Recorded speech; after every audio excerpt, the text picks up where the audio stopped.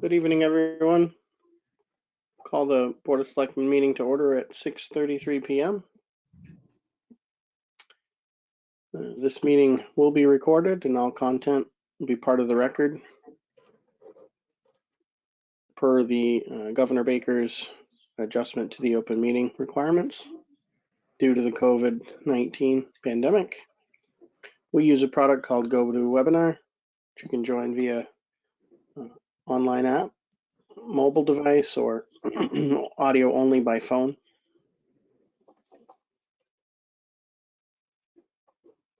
Some examples of what it looks like when you're joining, and if you want to raise your hand for questions or ask a question in writing in the chat box, in the question box there. Please be patient with us with this newer format, and we will take questions if time allows, usually towards the end of a topic. I will get your agenda up. Excellent.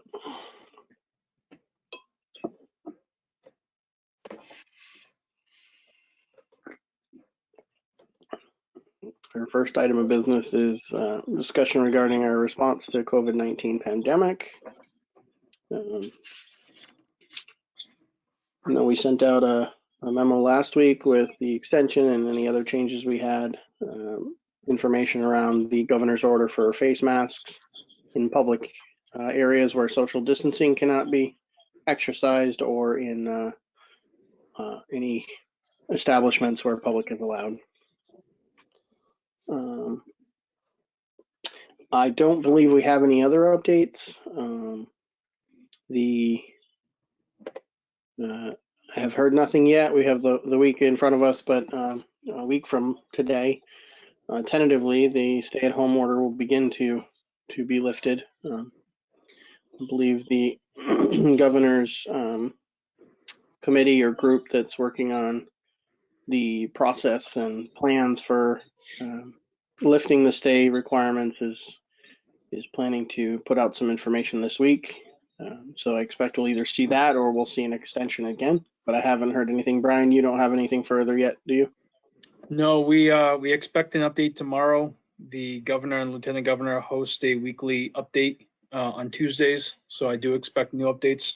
And then obviously you've scheduled a staff meeting for the end of the week so that we can address that with department heads, whatever we learn tomorrow. Yep. Yeah, and if there is an extension, we'll probably just let them know that and push the meeting out. But if we have directive for how we begin this process, we'll share.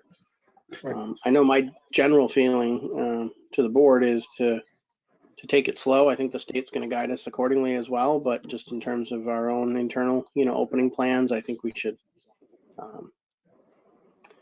understand whatever guidance we do get, and if that takes us a week or two to prepare and plan around, even beyond the initial date, I think we should take our time to be sure we are cautious and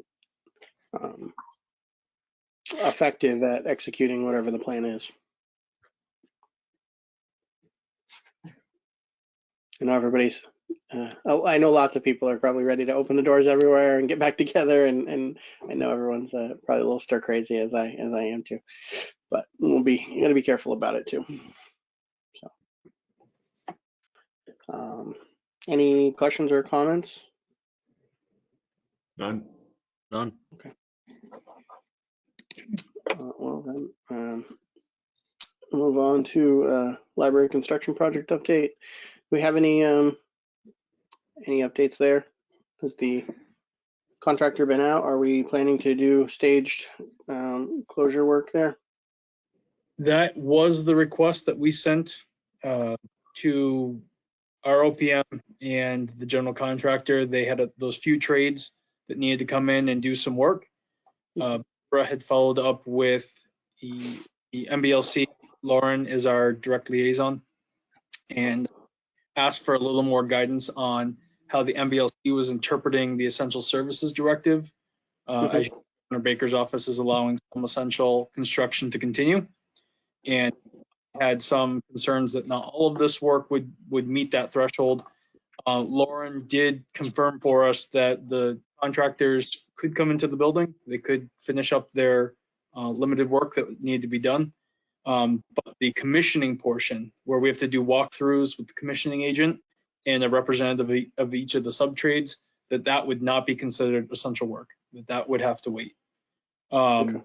So all of that direction has been given back, and they were scheduling the work that could move forward so that we could close out some of these sub-trades, as long as the vendors knew that we will need them in the future when it's safe to schedule the commissioning work.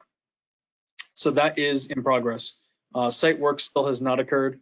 It's just been too soft for them to really move that earth. But hopefully if things start to dry out in the next few weeks, we can get that work done. Plus, it's still snowing, so, you know. Right.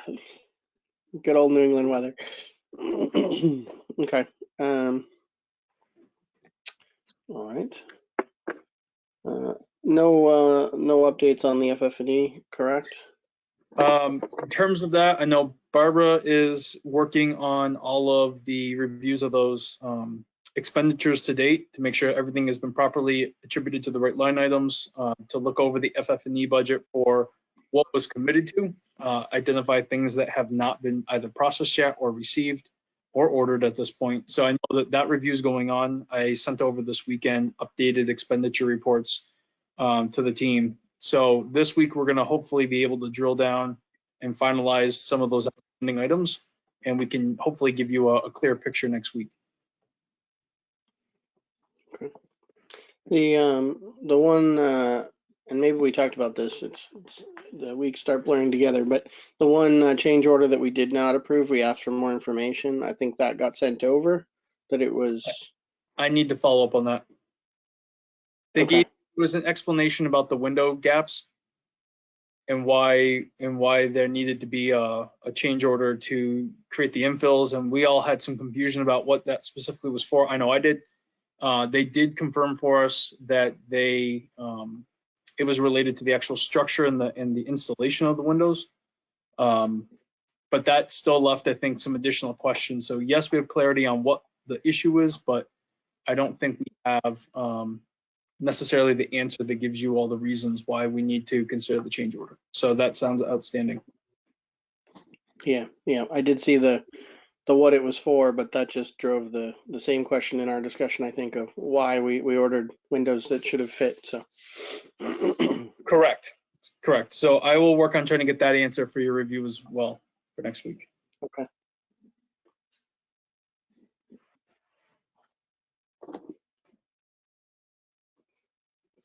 Okay. You have a hand up in the audience, Mr. Chairman.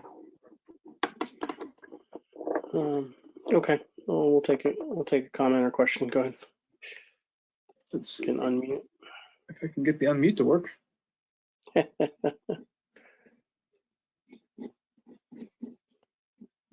Did that work, Barbara? Yeah, I had sent you a spreadsheet with FF&E, the expenses that I handled. Did you want to review that now, or do you want to wait for next week? I would rather have it time so we have a chance to look it over before we discuss it. So if you want to send it, and then we'll look at it in our next meeting. I sent it to Brian, so I'm sure he can share. Yeah. Okay. I will forward that on. Thank you, Barbara. Sure. Thank you.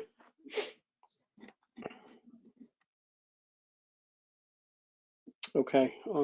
Next was IP Mill hazardous materials cleanup project update. I know you had included a document from the contractor. Yep, Ty and Bond wanted to give you a quick update as to where the project stood. So in your packets was a brief email from Ty and Bond with a few site photos of the work that's going on, predominantly on the exterior right now. I don't have photos of the interior yet, so I'm hoping to obtain those this week. But it looks like everything is moving forward. You even saw they had a photo of their COVID-19 compliant hand washing facility that they installed. So. Yep, I did see that. I just don't recall. Is it now that they've removed the windows because of the caulking? Is it and glazing? Is it going to? Are we boarding those up? Is that Yes. the final state? Yeah. Okay. Yep, they'll be boarded with plywood and reinforcements. I think, Okay. so on the exterior, that will be the case. I think there's some block walls on the interior where they're going to remove the caulking that contains the asbestos, and then they're going to reset them. I don't know why. To me, just remove them. But it will still be in there, but it will be asbestos free. Maybe the idea is that somebody in the future will want them, but the material that contains the asbestos will be removed. But on the outside, yes, you will see plywood. Okay. All right. If that's what they want to do. I think I also mentioned to you all that they have, I believe, at least in conversation, they have elected to not scrap the metal. That was part of the bid documents where they had a first right to either take the disassembled boiler components and scrap the metal.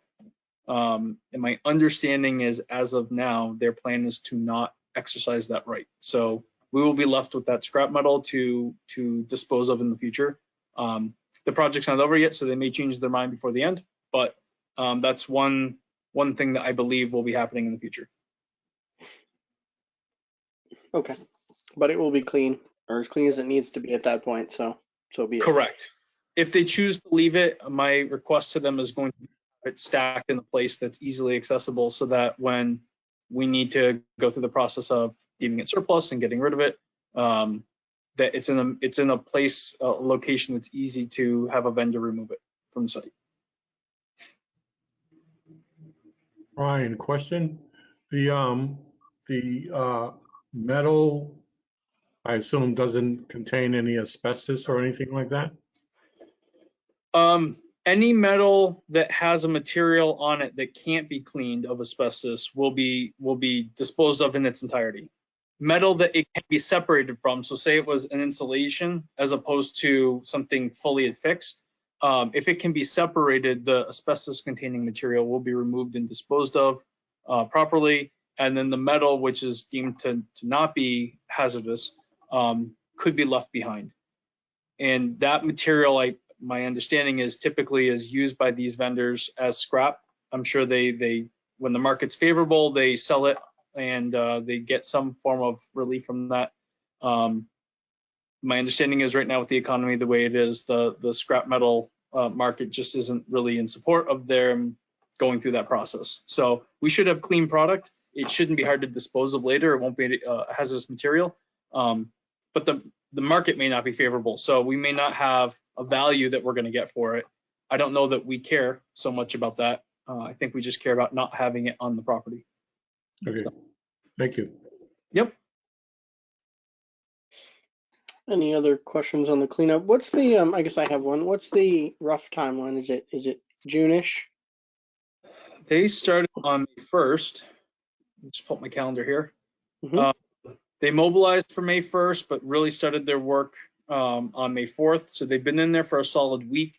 They originally told us 6 to 8 weeks. So technically June 30 would be their drop end date. My hope is that we can do it a little sooner, but that's part of the reason why Mariah and I reached out to Mass Development and secured that 2-month extension. So we hopefully have another 2 months to really process all of the final paperwork, make sure that everything is clean, get those final reports, and then close up that paperwork. So August 30, 31. August 31st is our final date to close everything out. The work has to be done in July at this point. But we have that 1 month to finalize receipts and reports and get that done. So if we can back that date into June a little bit more, it increases that time for us to do all the reporting and necessary work. Right. Okay. Any other questions on the hazardous cleanup? No? Oh. Okay. Hey, one last thing, I'll just let you know, I've asked Mariah to reach out to FERCOG. Obviously, FERCog's been an amazing partner on this project. Specifically, just Atwood has been nothing but a champion for us on this work. And I've asked her to schedule sort of like a next steps meeting. Now that the brownfields work is almost done and should be done in the next few months, having a conversation with Jessica about her recommendations on how to proceed with this project. Are we going to try to put it out into the market as is, now that we can say that most of the hazardous materials have been removed? Are we going to think about selective demolition and some of those site preparations that we've talked about over the last few years? And what sources of funding, if we're going to go in that avenue, should we be applying for? So once we have that meeting, Mariah and I can schedule a time with the three of you to review what we learned and see how you want to proceed. Sounds good.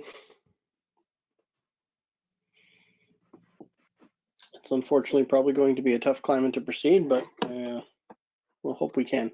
It's been interesting. We have some properties in town that are still on the market and people are still calling because they're interested, and I'm referring to commercial opportunities. They're exploring options. So even though the economy is certainly not what we had 2 months ago, there seems to still be some interest in some of these commercial opportunities.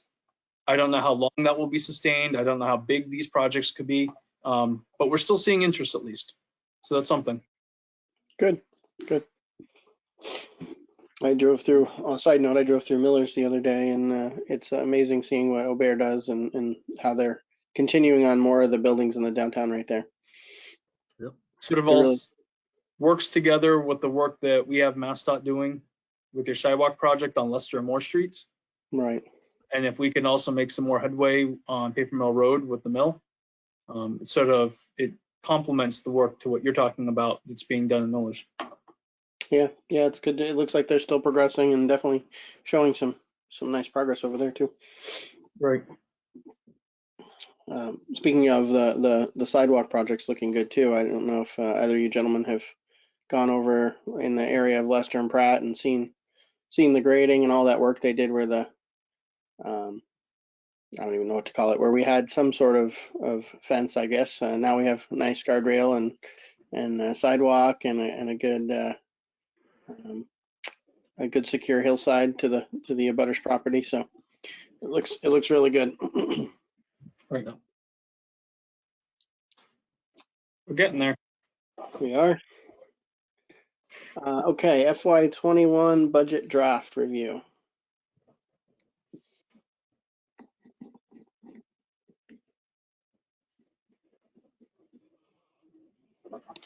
Okay.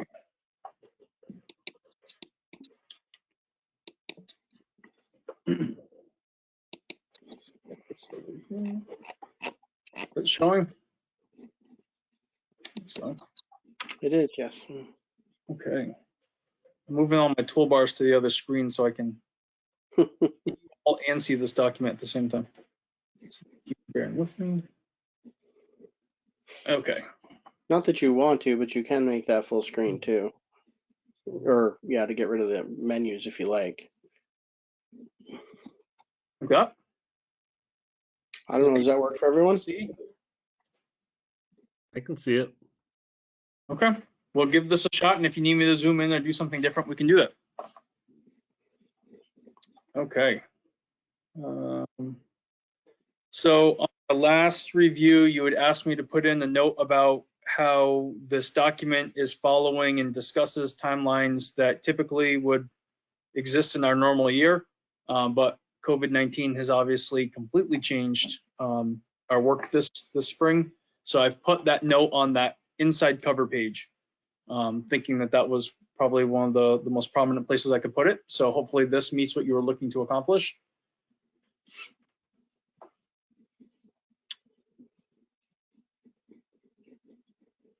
Okay, there were no changes to these initial pages. These are all the forms that you've seen before. So I amended your. Can you? Yep. Go back to the prior page for 1 second. This one? Okay, never mind. The hyperlinks caught my eye. I didn't realize they were green. It's fine. Go ahead. Would you like them a different color? No, I mean, I don't know. I don't know why they're green. It's Pardon- part of the Part of formatting. me, part of me would say make them blue, but I just saw the color as you flipped by and thought I missed something. It's fine. Okay. So this section is your budget message that you all worked on. I think it was 2 meetings ago. Was it 2 weeks ago now? Yeah, we didn't meet last week. You all had asked for a change up in the first paragraph that looked at, or at least clarified what the direction to departments were for the preparation of budget documents. So I actually went to the guidance that was issued to departments and pulled that language into this document. The only other change that I am recommending is that we remove the EQV section. Our EQV is going to be calculated in 2020, but it hasn't changed. And the assessment changes that we were talking about in previous years because of EQV have already been felt. They've already worked their way into our budgets. So this feels less of an appropriate inclusion under a heading of budget drivers and changes, because it really hasn't changed. And instead, in the brand new section that we're adding, or I've at least proposed to you, under our financial overview, I've included the section for this. So I just moved it to that area. So I don't know if these changes capture or are okay for what you wanted to communicate to the citizens.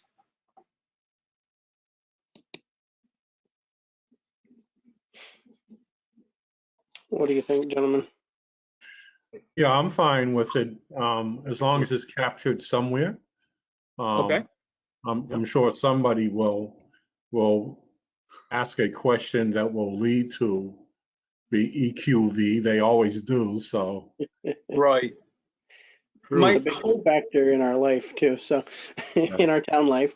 Right. When you all review the financial overview section, and I understand it's very much a draft, so hopefully it's heading in the direction that you all would like to see.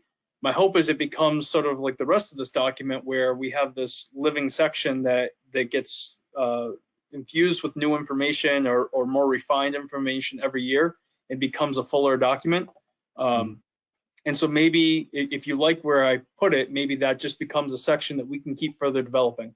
When I moved it, it felt a little out of context. So I added a few more sentences to give it some context and to describe where it originates from and who calculates it.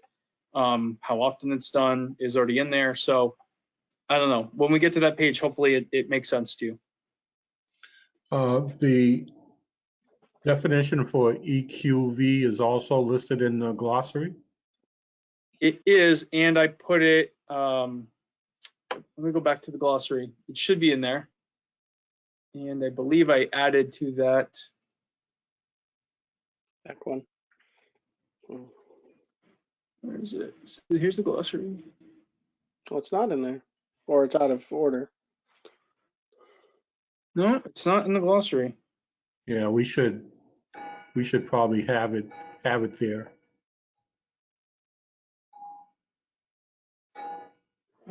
Good point.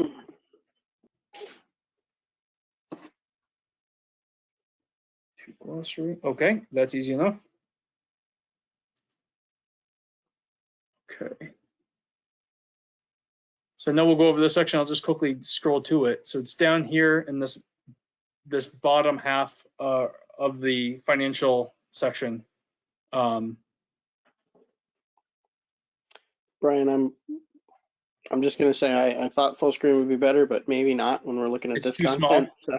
So, yeah, Okay. sorry But to this do is that. where it got moved, and I will definitely Okay. add a definition for next week. All right, let me go out of full screen and I will zoom. Okay, is that clearer? Oh, yeah, that's fine. Okay. Let me just More get back readable. up. Okay. It's gonna be a little more scrolling, so thank you for bearing with me. All right, so right as you leave that glossary section that I will update with the EQV, you move into this new section, which so far I've called the financial overview. I don't know if you have a title that you would prefer better.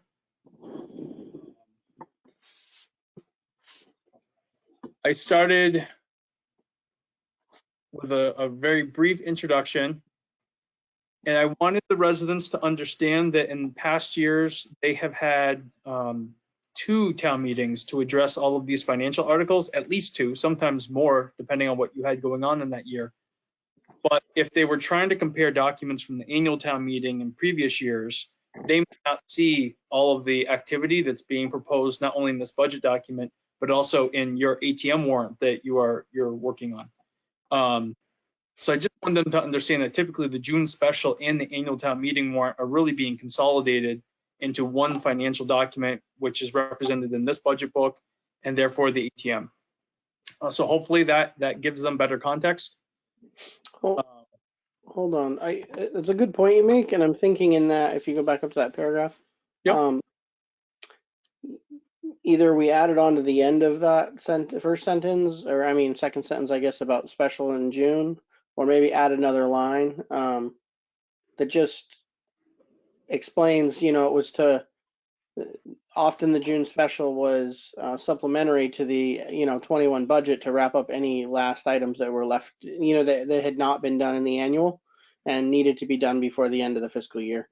Maybe just a sentence that explains why that is part of this picture, and normally it would be two separate meetings, if that makes sense. So if I add a note here, so add a sentence. Explain. Yeah, just the purpose of often the June special and why it's.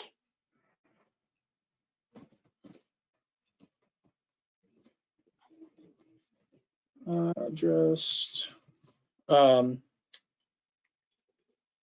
it's when you were transferring money usually from free cash into stabilization. I was gonna say like end of fiscal year closeout items and anything that may have been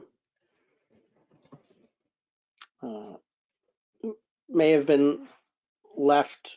No, left's not the right word, but delayed from the annual to be wrapped up before the end, the end of the year, basically, something like that.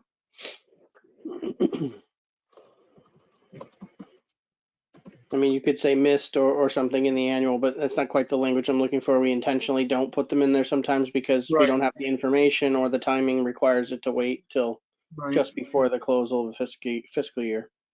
Well, and in my first fiscal year with you all, it used to be past practice that the June special would also be your capital meeting where you would appropriate your free cash not only for stabilization, but also for capital projects. And you've, over the last 3 years, changed that to be something that you're budgeting up front. Right. So yeah, the last 3 to 4 years, you've really changed the way you use these two meetings and put more emphasis on the annual. Yeah, I guess I think of that June special as often as just kind of an end of fiscal year wrap up meeting, wrap up. And because they're coming together this year, we don't need one. Right. Well, and then in future years, it doesn't stop you from using it in that manner, but maybe the purpose of that June special becomes more focused on legislative acts or other things that you need addressed, less so financial. So just the emphasis may switch. Okay. Well, I think so as you said, it has been, right? We've been doing less and less money in the June and more just transfers and last wrap up things. So right. Honey, I'm home. I need to be doing meeting minutes at the same time here. Welcome home, honey. Oh, you heard that, huh? I couldn't resist. Okay, so I will make that addition for next week. Thank you. So in this next piece, we were talking about trying to find a way to put some graphical representations of all of this data to try to respond to concerns that were raised last year during the ATM process, where residents were trying to understand percentages, they were trying to understand dollar amounts, and though we provide all that level of detail budget by budget in the budget book, there was some concern that that's a lot of work. We spend months reviewing this and understanding all these documents, but it's a lot of work for the residents to try to do that analysis themselves. So I've put some charts in here and hopefully they provide some of that context and would help a resident do some analysis that they were looking to do. And if you think that there's a better way for me to represent this data, or if you don't like these graphs and would prefer a different format, please let me know. So this first one is the full budget breakdown. It's everything in FY 2021 that we are raising and appropriating out of either our taxation or our free cash. It does not include the water receipts. That's one thing that's separate, but we track that in a separate way in the enterprise fund. It also doesn't include that revenue that we get from Montague for the wastewater. But everything else that you're in control of raising and appropriating is in this model. Is there a reason we left those two out? Obviously, the water receipts would be a very tiny slice, but Right. We've never put them in to your budget recap because they're controlled in those separate articles. So the article for wastewater, you raise the money from town. That's in here. Where is it? It is, you can see it. It's in that brownish color to the left. So that is in here. But the amount that is attributed to Montague is not. And then your water receipts are a completely separate article as well. And that's based on estimates, based on past practice and water usages and all those things. Sure. I could try to find a way to put them in here if you wanted them in here.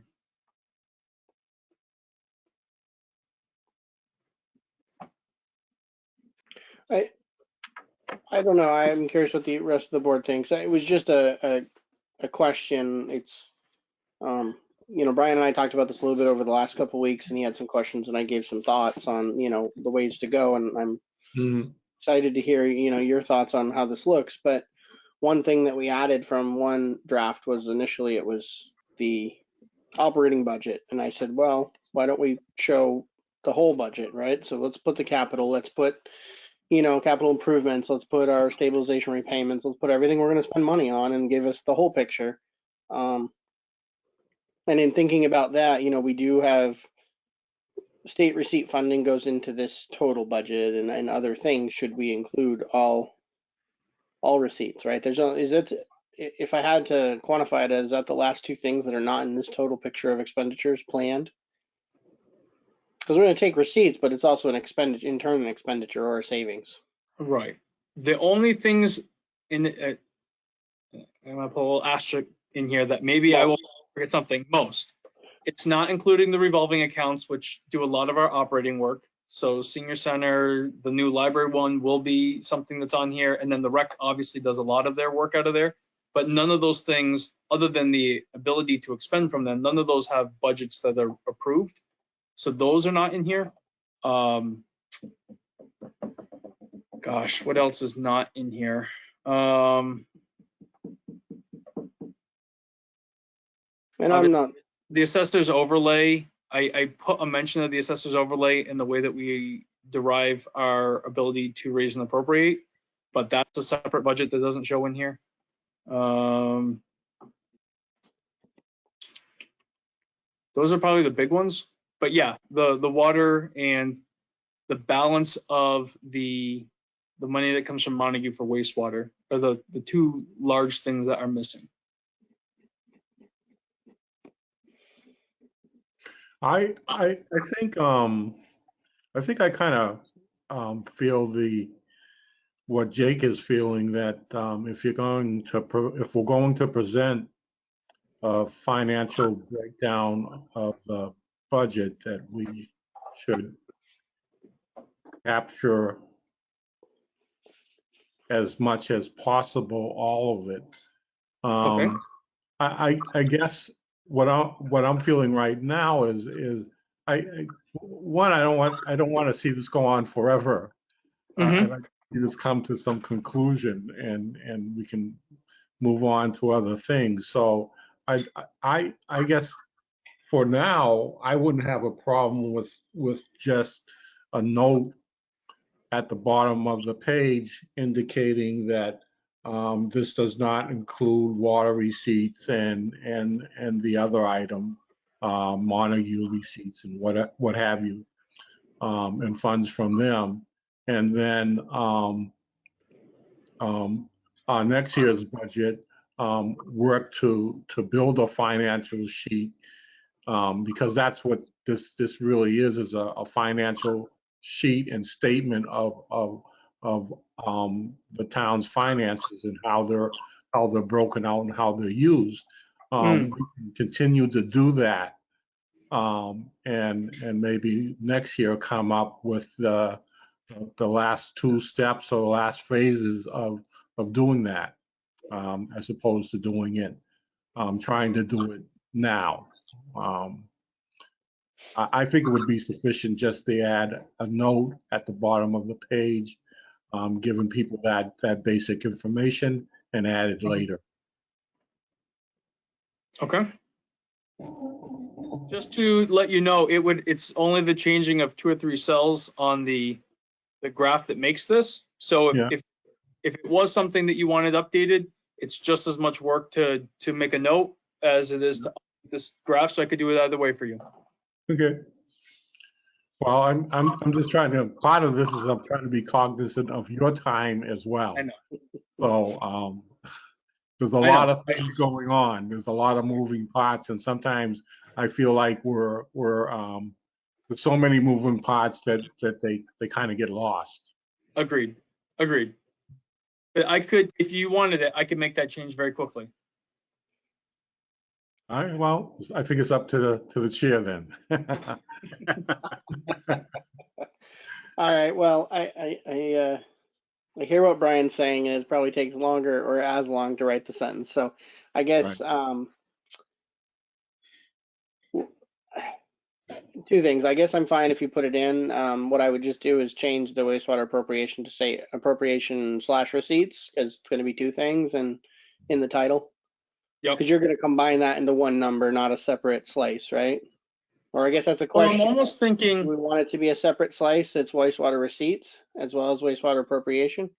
so I was thinking about that. So we're calling this budget breakdown, and the budget side is more an expense. So my thought is, why don't we just change it to be wastewater, put the two things together, and on the next slide where I show you where we get revenue sources, I can just be clear about one. We can be clear about wastewater appropriation versus and receipts, and put the two things together. Is that helpful? I mean, this is what we operate that budget under, right? So the whole Right. cost is the two combined, right? Yep. So I will do that. Okay. And then water, the same thing. The idea is the receipts are the budget, right? So, Right. Yep. Okay. Okay. So I will make those changes. and then probably a small asterisk that, well, revolving funds aren't expenditures, they're revolving. So never mind. I think we've captured as much as we can to what Bill said. So it's close enough for this year. Yeah. Okay. Okay. So So I'll move that. Back to that for 1 second. I mean, in general, is this, I'm curious, I've seen it a few times, but is this what, Bill, Pete, is this what you guys were thinking of when we started talking about trying to graphically show some of this? No, I think it looks great. I'm very impressed, and I think it will certainly give those budget-minded folks that are out there in the community something to mull over and talk about and look at. So, and it should answer a lot of their questions, but will probably raise some questions. But Of course. that's the nature of the beast. I think I think it looks. We lost you, Oh. Pete. I think, Pete, you just froze right after you said, I think. This is why that senior center Wi-Fi. I didn't call Glenn about that today. I got to talk to him. Oh, he might be slowly coming back. Pete? We lost you, Pete. Okay. Can you hear me? Now we can. We heard, I Okay. think, and then you froze. No. Oh, well, basically, I agree with Bill. I think it's a good idea. It's a good graph layout. That way, I mean, it's going to answer more questions than it's going to create, I think. And, this way people know, they see the dollar signs, they see where it's coming from, the amounts. Good. Okay. I will fix that. I found it interesting to look at myself. I will just say that. We look at the numbers every year. I know what they are, but to see them in a pie chart, it was like, oh, some of those slices are not what I expected. Mhm. What I was saying to Jake, that this is not necessarily too far off from what you would see in most municipalities. I think this is a fairly general representation of how most of us are structured in terms of the budget categories. What you're probably missing from here, because you just don't do it, is a debt service. And instead you have special articles, your recurring costs, you have your capital improvements that you're raising and appropriating, and then you have your repayment for the library construction. So these three slices likely represent a debt service in other communities, which would be much of equal size. So that's what's maybe different from us in another community. I was gonna say And- 10%. That's yeah, pretty Yeah. pretty much where I would think it would be. And some of that is our own version of debt service. We're paying ourselves back. That's exactly what it is. And to be honest, I've been sharing with Jake every once in a while. I come across the financial position of other towns, similar and or different than us. And you all, again, I know we've had this conversation many times. You've done a great job with savings. The idea that we're trying to put $250,000 into capital stabilization is disappointing to us. But in other towns, that's a sizable contribution to a stabilization account. So again, context is important when you're trying to understand these types of charts. Brian, I only have one other comment on the education part of the graph. Yep. I know that's the education totality. Yep. I'm sure everybody's going to understand that, but can we show what percentage and cost is the tech school, and what portion and cost is the Irving Elementary School? Thank you for Sir. introducing the next page. I would say when you ask, sir, okay. you receive. That's exactly what you.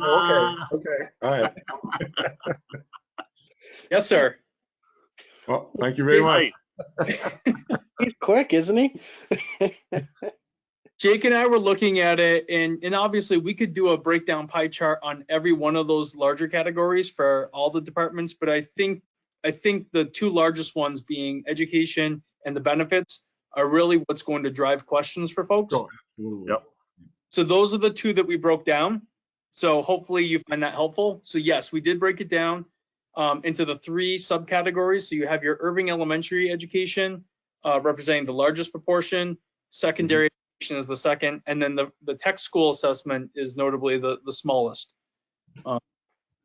This is the total of their individual budgets. So the stipends for the school committee members are in here. The stipend for the Franklin Tech School representative is in here. The capital assessment for the improvements at the tech school, they're all in here. So it is complete. Thank you.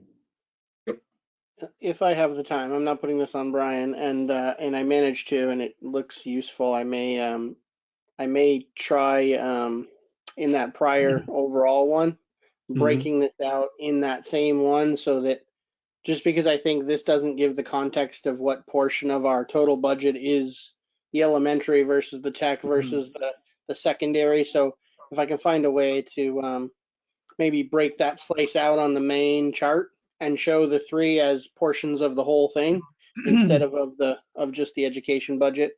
I may have a slide and we can look at that next week if we like it better, or having it separate. Just it's a different thought, but I don't know if I can do it. I'm not gonna have Brian do it, so not this year.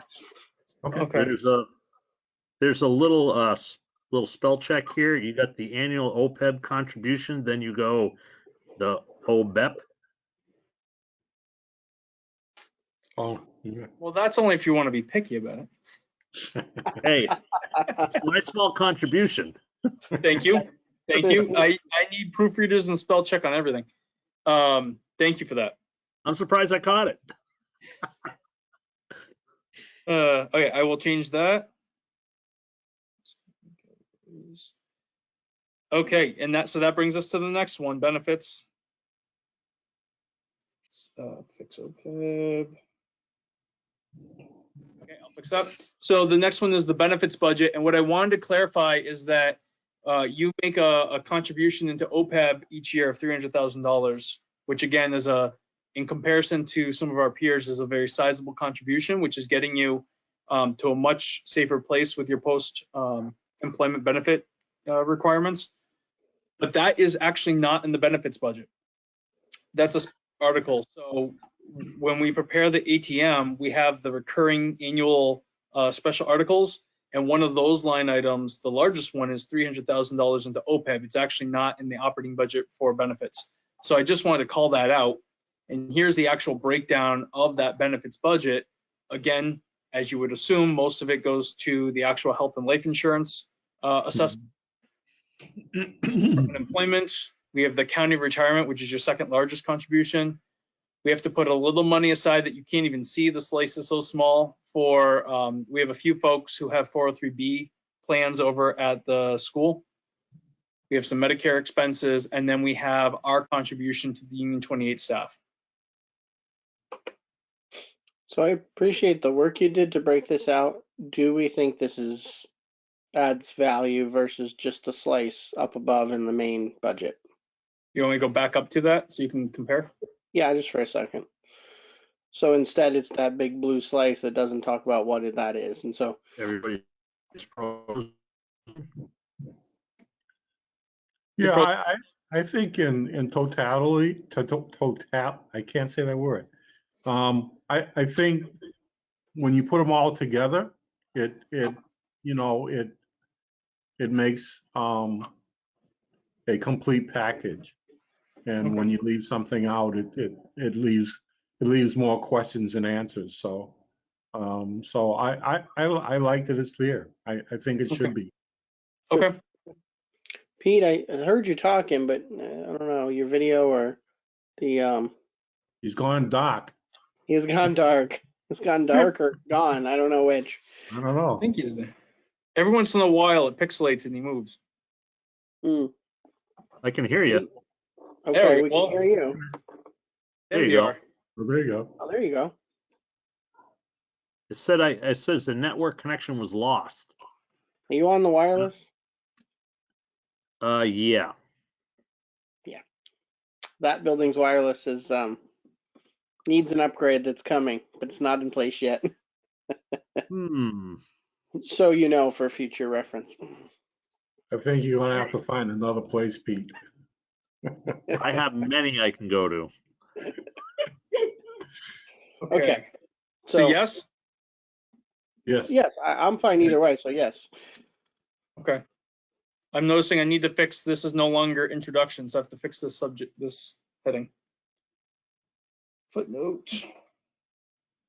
Section. Okay, so then the next section that we move into, so now that we've talked about on those 2 pages how we broke out the expenses for the FY 2021 budget, we wanted to have a conversation about where we are getting this revenue. So this budget here is balances out to where all those other expenses are coming from. What's now missing, which you just asked me to add in here, is the water receipts. So I will add water receipts in here and the Montague wastewater receipts. So I will put those 2 pieces in here. It will change this graph just a little bit. But then everything else should be accurate with a little explanation of how we get here. You may need to change that sentence about no change in local receipts, or just add another comma and and our water and wastewater receipts. Okay. Okay. So I'll make this fix for next week. The piece here about available free cash that we're using, again, in the past, you've always used this at your special town meeting typically, and now we're using it up front in the annual town meeting to do all this work. I wanted to explain where this is coming from, and that by definition requires us to also talk about retained earnings in the wastewater and water accounts. So it made sense to have a section dedicated to the undesignated fund balances. So a little explanation of what those 3 categories are, where they come from, how do they get certified every year, when can or how can we spend from them, that it needs appropriation by the voters. It's only available until June 30. So I give that explanation here. And then I give you the balance in these three accounts over the last 3 fiscal years.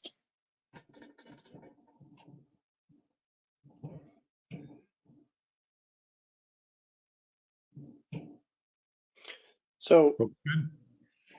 I was, does it make sense to have these in here? I said we wanted kind of a trailing 3 years to give a picture. We could go more or less. I don't know if it makes sense, but I thought it gives a picture of what these accounts are doing.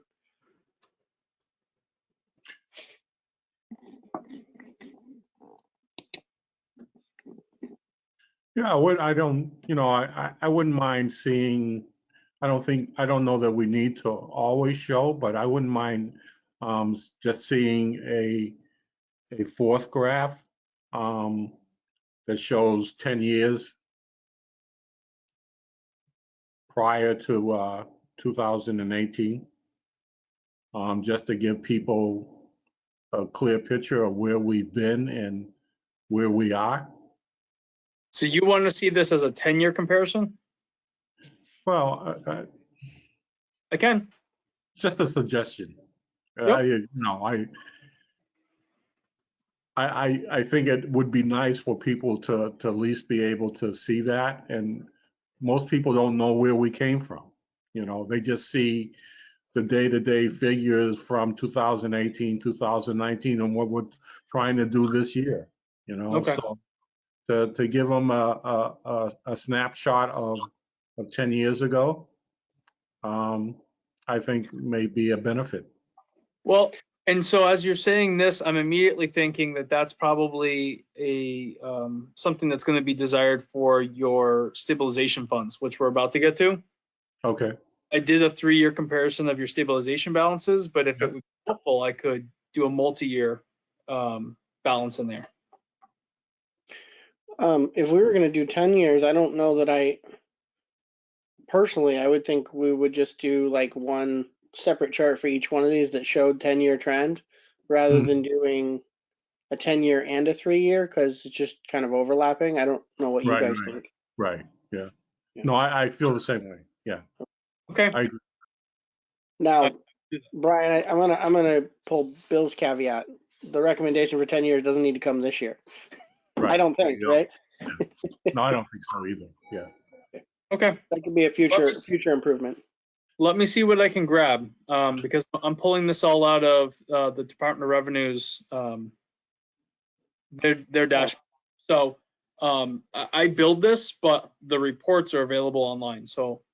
Okay. Yep. Okay. All right. Well, if it's little work, fine, and I Right, guess we'd right. end up with I 3 agree. separate graphs instead of one combined. Right. Okay. That are 10-year trends. But if it's not readily available, it's a next year improvement. Okay.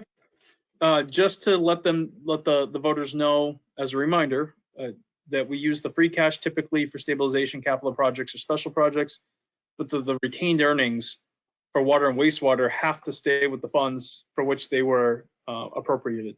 So they stay there unless we're going to do a capital project for wastewater or a capital project for water. So I just made that little note here. 3 comments. Yep. Stabilization's capitalized in that sentence, but not in the next paragraph. Okay. But capital projects isn't. I'm assuming it's because it was stabilization. It should be. Or was that just a? I always just use stabilization, and I usually put the word fund afterwards because it's a thing, as opposed to Thing, capital right. projects can be more like this broad category. But if it's easier just to not capitalize, I can absolutely do that. Sort of like I capitalize retained earnings in free cash. Those are things as opposed to. But if you would prefer I don't, I can switch. Just a question. I get why you do, and to call out terms that are probably matching in the glossary, and I'm fine with that. But you're right down here though. It should match in there. I'm pointing to the screen. You can't see that. Right here. Is this what you're talking about? I should make this consistent. Right there. Yeah. Okay, I will fix it. And at the last sentence above, it says appropriation towards capital improvement projects, and I would just add for their respective department, or for they can only for them, just to call it back to. It can only be a capital improvement project for that. Does that make sense?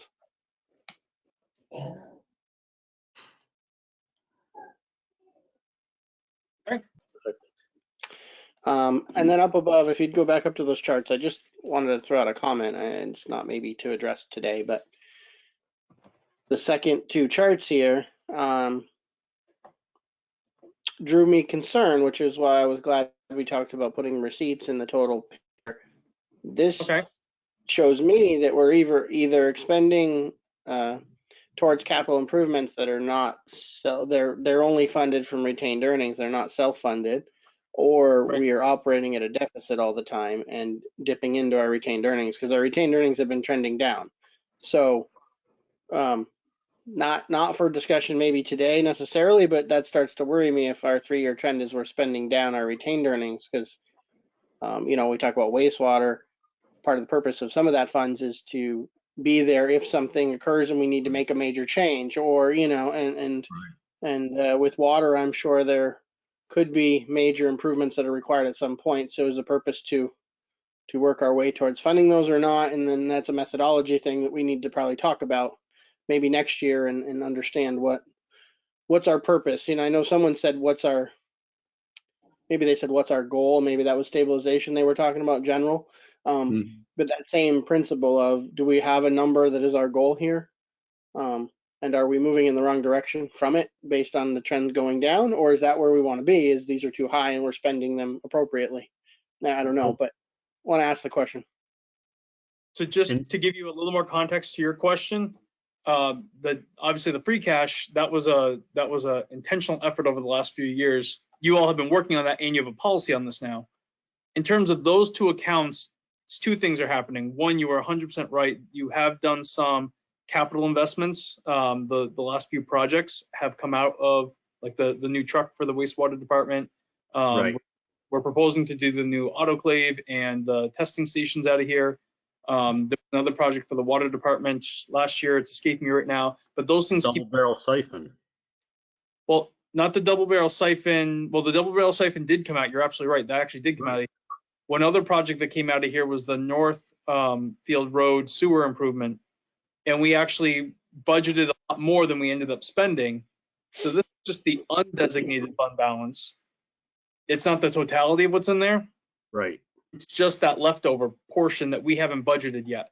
So we've got a couple projects that you've budgeted for that so far expenses are lower than what you budgeted, but we haven't released the funds yet. One other thing that is hitting the wastewater one is that the borrowing has not occurred yet on the Arch Street 4 sewer main, the large project that's going to happen downtown. But there have been some engineering and permitting bills that we've had to process. So they are attributed to a fund, special project fund.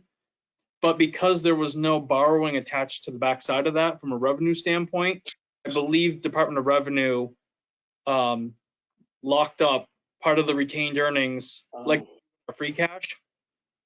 So there's probably $30,000, $40,000 worth of some of that engineering work that was stored against the wastewater fund because we haven't borrowed the $1.5 million yet.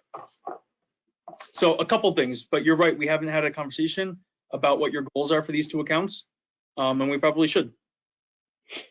And maybe the 10-year trend will show this is what they do. They go up some, they go down some because we do some work, and they go back up. But particularly the wastewater one, seeing it drop by, what's that, 20, 25%.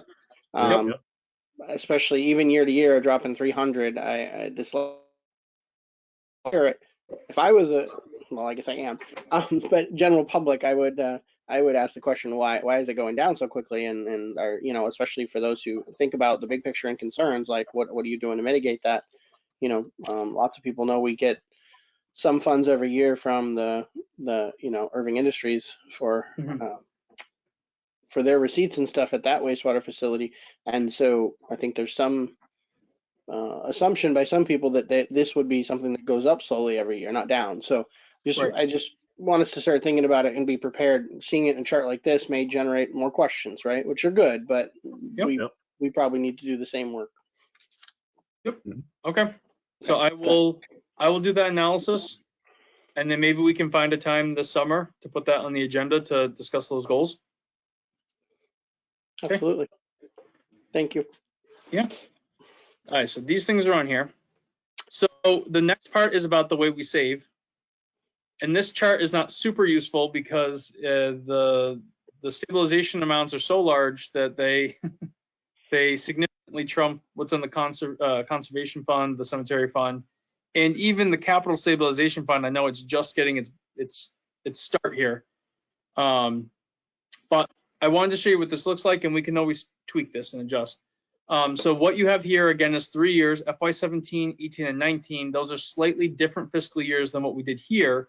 And the reason is these are the June 30 balances. We book the June 30 balances as part of our assets for our financial reporting. And then we get quarterly updates throughout the year about what the market is realizing. So there's a cash value and then a market value. But June 30 is what we book. So the markets ebb and flow. I'm sure they're dropping right now, which is something I am afraid to look at. But June 30 will hit and we will book that amount. So you're seeing those, whereas these funds for your undesignated fund balances are calculated in usually November, December, when we are closing out the books of the prior year, and then they're technically available as of July 1. So we have free cash or retained earnings certified in the current fiscal year, whereas our investments are locking us in at June 30. So I just wanted to explain why those are two different. So if I understood that right, these are June 30 and the other Yes. ones are July 1. Correct. But this is, and the bank or Bartholomew, who's our investment company, is reporting at the period end, whereas the next ones, they're technically available July 1, but they have to go through that review process, and that takes a few months. So that's usually November, December when they're actually certified for our use. But nothing, Pieces. but there's no ins or outs during that period. So I guess what I'm saying is that in effect, that's really the end of FY19 numbers up above as well. It's 17, 18, 19 technically, right? Because it's 1 day later. Yes, but you can't spend that in FY19 or 20. You spend it the year it's certified. Does that make sense? Yeah. It's a little weird. And I'm assuming it's going to generate questions. Right. And that's the reason. And so I tried to put in here that these are for June 30 of the fiscal years. And then this up here, I tried to make it clear that it's only available until June 30. And after that, it has to wait for the next certification. I was trying to offer some clarity. It still may not be as clear. And maybe there's more that we can add to further define that. Okay. But I was just thinking comparatively, it doesn't feel like it's actually really even near a year apart. It feels more like a day apart. We just have to wait for the totals, as Correct. opposed to looking like one's 1 year behind the other. That it's semantics a little bit. I get it. Right. Okay. Anyway. So what these are, obviously you've had the general stabilization account for many years. What you had in these 2 years, and they're so small here, these were the tail ends of the, you used to have an account for EES computers and you used to have an account for fire trucks. And then you decided that you wanted the voters to create and consolidate those two funds into a capital stabilization fund. So you did that at town meeting and then you infused more money into it. And then each year you're starting to put more money into it. So as of FY19, you were at 596. And then this FY20, you took a little money out because we were doing the River Warner Stretch and Street project. FY21, you're proposing to put $250,000 in. So you're going to see some more activity on this account over time as it grows. The OPEB trust, you make a very consistent $300,000 a year investment. And so that's what, it's showing that nice steady, not only growth of the 300,000, but also in the past few years, it's been growth by the market. So that's also reflected here. Your cemetery perpetual care fund and your conservation fund went down a little bit because we did a few expenses. You did the gravestone rehabilitation project, and it's not enough money as it is to really generate a ton of interest. So it gets a few points every year, but not much. Similarly, the conservation fund has gone up a little bit in the last few years. Actually, last year had a little bit more growth to it, but again, very small. It doesn't see a lot of activity. So they're just sort of on here, and They're so small the graphs don't even show. Maybe there's a better way to represent this information, but these are the 5 accounts that we keep with Bartholomew. And they're technically our savings. Brian, how do we get funds into the conservation fund? I mean, where is that money derived from?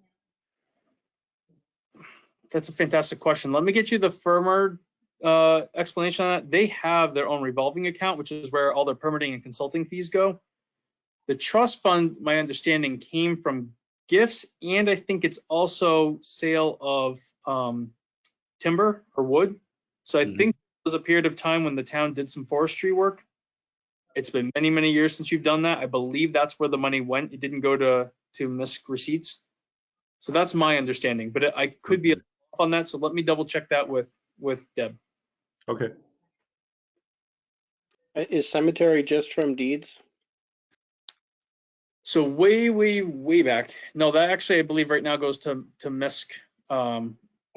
There's a section in our general fund receipts for that. And we've been budgeting more for the cemetery in past years to improve maintenance. You used to have a perpetual care assessment with the purchase of your deeds, and that ended many years ago. So there's a section of this that you cannot expend, and it's permanently protected. That's a smaller amount. I believe it's about $9,000 or $10,000.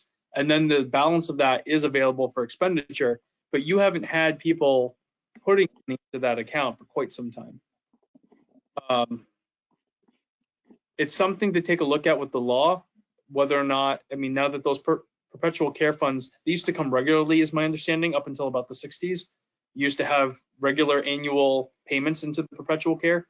And now it's just an expectation that towns are funding their cemeteries. So I guess the question should be, does this eventually fade out? And we just increase the maintenance expenditures that we budget for annually?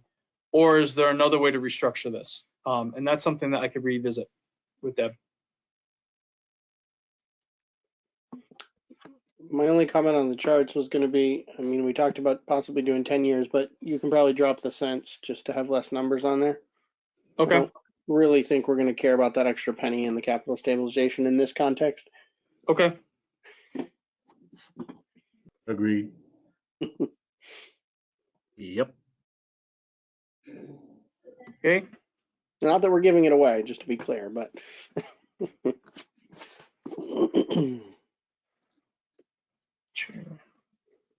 Sorry, I'm quickly making notes about minutes.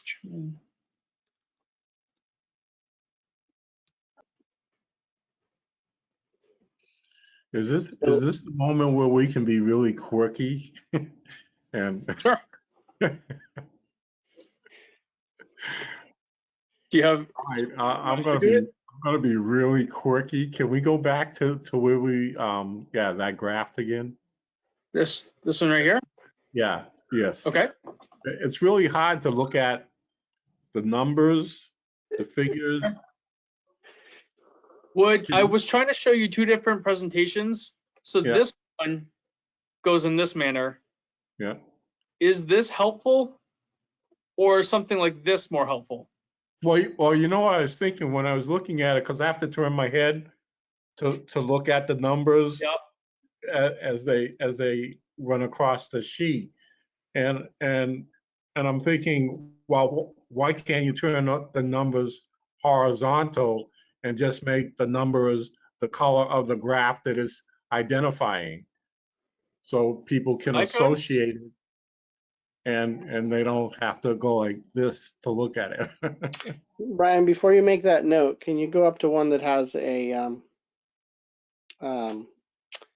an axis legend on it? Not a legend, but an x-axis with numbers. But we don't have one. I don't think I have that a version of that yet in here. That's okay. Back on the general stabilization, I don't know if I can explain. You're show talking that about putting it here on the side. Where's your cursor? Yeah, you know, on some bar graphs you have the markers on how much that bar means, you know, dollar wise. If we're going to do 10 years, we can show that. The reason they're not on here was because you were doing 5, you know, 4 together, 5 together. Yeah. Either way. I can definitely add that. We can probably show a couple different ways it looks. Yeah. Looks, and then we can pick a theme, right? Yeah, it probably makes sense to be consistent with what we choose for pie charts, what we choose for bar charts. There's a few different options, and some methods of displaying data is helpful, some doesn't. I think the hard part with this type of chart, especially when you have amounts so small here and amounts so large here, this is just so far off that just having lines go across is not going to tell us a lot. So I think we need to find a way to keep the values attributed somewhere in here, especially for these small little ones.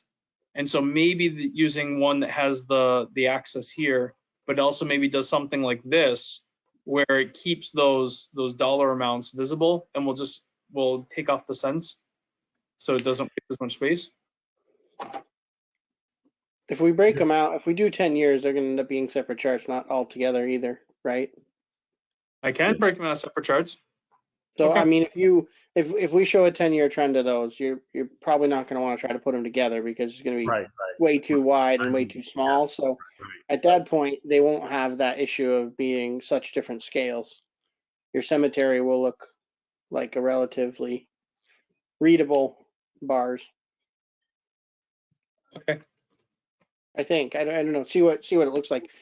But I Yeah. don't think we can get 10 years of data quickly here. So don't worry about that Okay. for this year. I'll say I may be able to get you a couple more years. All of this exists with the Bartholomew reports, so I'm gonna have to do a little more digging for this. Okay. And then the two big ones that I wanted to focus on, obviously, were stabilization and OPEB. So I explained what's been happening here between the general stabilization and the capital stabilization, the repayment of the library project. So if people want to understand why we were at 9.6 and now we're down to 7.7, it's because of that decision to remove money for the library project. But that you already have a plan that you presented to the voters, and the FY21 budget's the first time that you're going to see that first repayment. And then we expect 4 more payments of that, plus the 2 additional payments from MBLC of approximately $540,000. So I hopefully have given them some context. And then the OPEB trust fund, just again, that idea that you've been making these very consistent payments of $300,000 into the fund, and that hopefully explains why they're seeing that nice steady growth.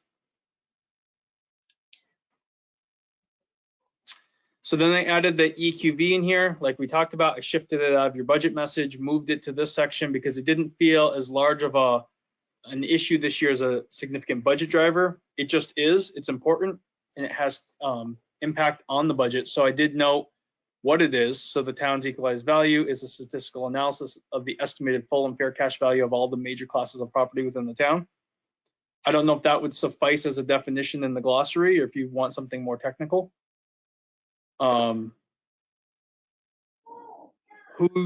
often it's done, who determines it, and then I clarified that the EQV, in part, it's usually part of a formula, is used to help determine state aid, as well as some of the formulas for our regional assessments, therefore expenses, and that we're expecting the EQV to be I can't imagine it's not going to be done this year. Who knows what the state of affairs, but it's scheduled to be recalculated this year. My only, Yep. I was going to say that to take Bill's term, my only quirky opinion was after all those nice charts, it was like, what is this? So I don't know if we want to turn the EQV into a chart and show that we keep getting valued more and more, but maybe. Chart? I can give you a chart version.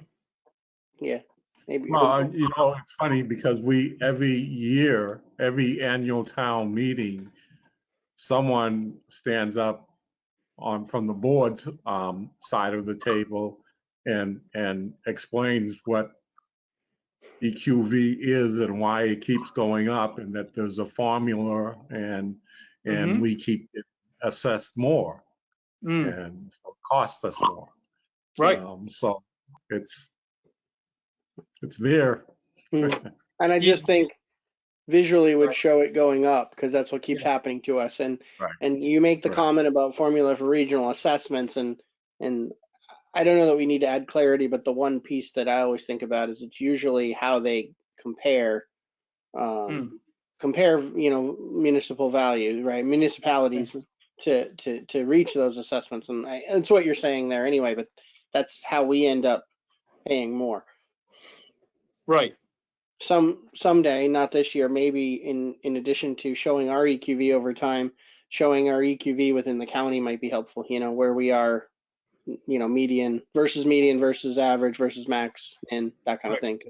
It's a lot higher than people I think realize and struggle with, because we are maybe size of peers like Gil, Warwick, and Wendell, but not EQV, not even close, right? We're like third or fourth, Third or fourth, right, in yeah. the county, And if people realize that, you show the top 5 EQVs in the county, and we were in there, it's a different picture than understanding who who as a citizen I would think our peers are. It's a totally different category. Right. So anyway. So do you want a comparison to some of the other communities in here? I don't want to keep adding to your workload for the next 7 days, but Right. sometime, yes. Okay. I will note, I know we're ending our work on this budget hopefully in the next week or two. But I have thoughts on how we can work on the budget for next year, and there's some software and some tools out there that may make not only the building of the budget a little more streamlined and efficient, but it also help generate those comparative tools like these charts that we're talking about that we're building ourselves, or the comparisons to other regional entities, whether it's our neighbors, whether it's other peer communities throughout the state. There are programs that help do this and may allow the citizens to do a better form of analysis like you're wanting to do and we're trying to build here. And so maybe the tools that I'll show you for consideration will speak to what you're trying to communicate for future years. Brian, could I just add one more thing to the EQV that when you're expanding on its purpose and how it's how it comes about, could you also add in that when we vote at the FRCOG meetings, it's weighted upon the EQV as well? Oh. It does. We've got, I think, the 4th highest vote in the, or 3rd. It's one of the two at FRCOG. So our FRCOG vote weighting is based on the EQV as well? Yes. Got it. Yes. That's why when they're usually trying to work out a quorum, the question is Greenfield, Montague, and Irving coming? Because it usually helps figure out whether or not we're going to be able to have a successful vote or not. So we you're saying- we do have some clout, Oh, yeah. not a whole lot. Yeah. I was going to say, so you're saying the 3 towns can carry the 26 county vote, huh? Mm-hmm. Because it's EQV weighted. I feel like we're talking about popular vote versus electoral college here. It's not too far off. No, it's complicated, right? Yes. That's a good one. I'm glad we should add that. Okay. I'll try to find a good sentence or two to be able to try to explain that, and hopefully we can finalize it next week. Okay. So that's the new financial section. Thank you for looking this over with me. All the other changes that I made were reflective of the feedback I received from you all. They were usually grammatical issues. So I can go page by page if you want me to quickly do that, just to make sure we got them. I'm fine. Yeah, I'm Okay. fine. All the ones on the list I got from you both have been made. Okay. And I'm going through one last time to make sure that I've captured all of the changes that we needed to capture. The original narrative may have said a level funded budget request, whereas clearly there were changes throughout this process, like the wage and compensation study, or the 2% COLA for elected officials. So I want to just make sure that that language is consistent. So I'm checking that one more time. Okay. Okay. I will give you a clean copy of all of this with the changes in the financial section just changes on that area for next week. Okay, and should I assume that the goal is to try to adopt next week so it can go to the printer, or no? Yes. Okay. I agree. Let's put this one to bed. Any other comments, questions, or concerns about the budget document before we move on? None. Thank you, Brian, for that financial piece. I think that section is going to be very well received, and it will probably generate questions and further refinement next year for sure, but that's good. Okay.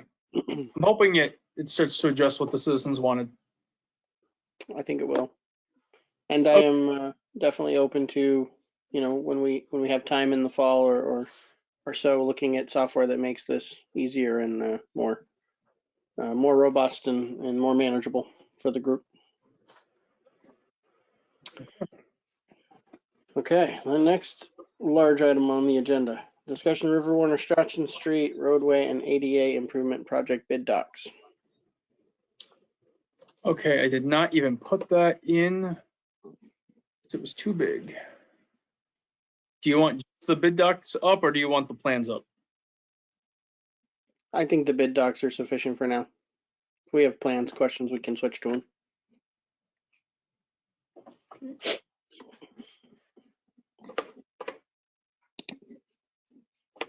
While he's pulling that up, did everyone get some time to look them over?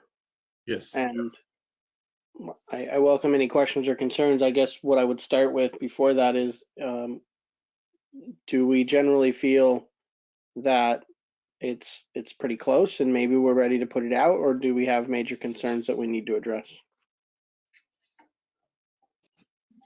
Everything that I saw, I think looks good. I think it could go out. I mean, it's up to you guys. Yeah, I thought we, when I went over and reviewed the bid, and I guess the only question I had was the estimated project cost was 823, and my understanding, we were contributing to that as well, that it may be more, a couple $100,000 more. What page are you on, Bill? Oh, I'm not on any page. I'm just talking.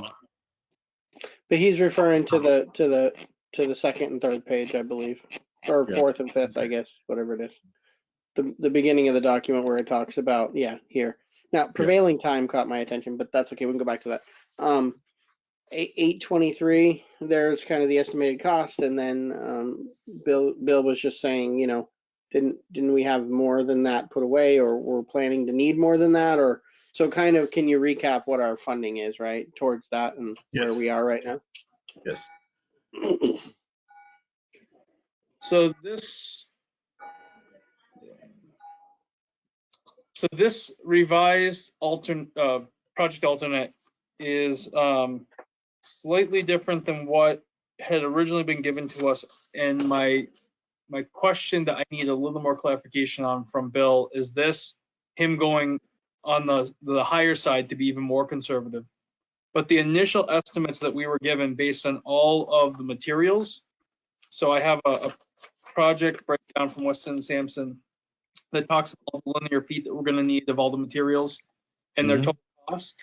And the base bid on that, and I'm trying to see what is this. This date is 1/28.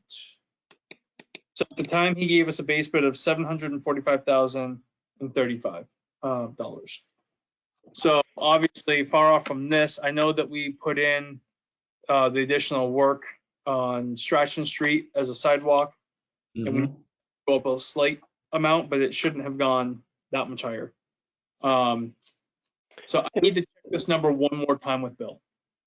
Okay. Because that's farther off than what I was expecting. In terms of what we have available, right now you've got $323,402 available in Chapter 90 money.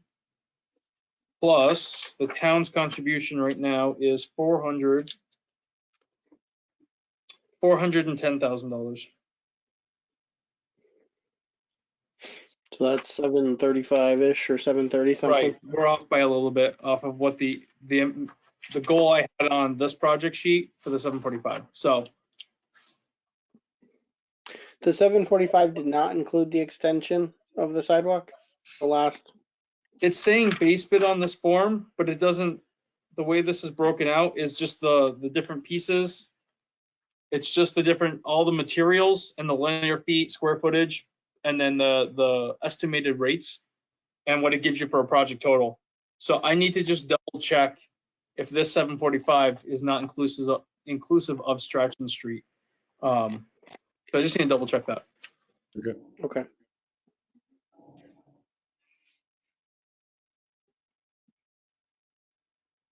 And maybe my memory isn't quite right, but I thought we were in the 600s and we had said, I believe plus 50, give or take, was a real rough number thrown out to extend the rest of that sidewalk. And I thought we were feeling like that was 700.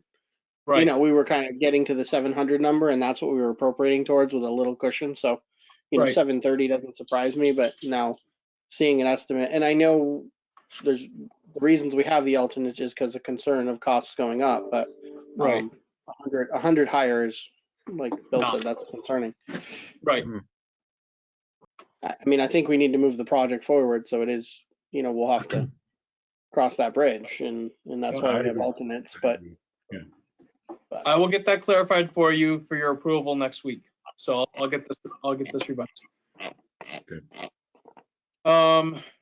So just a few questions. Obviously these dates can all change. We found out from the Attorney General's office that I will host the bidding on a Zoom meeting or a GoToWebinar meeting just like this. So that's how I can comply with the law. So what we'll do is I will put the bid opening requirement is that they send them to us here at Town Hall with the information of what the GoToWebinar will look like, how to access that link, how they can all participate. And then I need one person to be at Town Hall with me to witness the opening of the bid. So we will do that through social distancing. So we'll use one of the conference rooms and we will do that. Weston Sampson is suggesting that we use bid docs online as their, obviously you saw that the specs here are 352 pages alone. These are very large documents. I can put these through our website and download them. The issue is going to be that we won't be able to do any type of hard copies. So this service, I'm trying to think of the last time we did something like this. The library project was probably the last time that we used a bid service like this. They would pay them to get a bid set mailed to them of printed materials. They could download them from our site for free as a PDF, but they would be responsible for the printing. Some may have plotters in their office, some may not. So I'm indifferent. It's really up to you all. If we let this bid company take it, it's a slightly additional cost. It's already in Weston Sampson's project proposal to us that we agreed to. So they have that cost built in, and it wouldn't be anything more than you were already planning to spend on Weston Sampson. If we did it ourselves, it's one less cost that we wouldn't have to pay to Weston Sampson. But I don't think it's that big of a cost to begin with. So it's up to you. I'm in favor of letting Weston and Sampson do that, the bid Okay. doc. Okay. Yep. Yeah, especially right now, let's put it out there, make it available, and they have a service they can go to get what they need in hard copy. It's not us, that's great. Okay.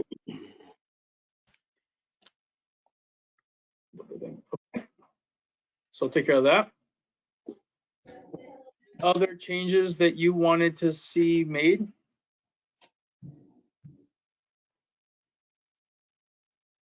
I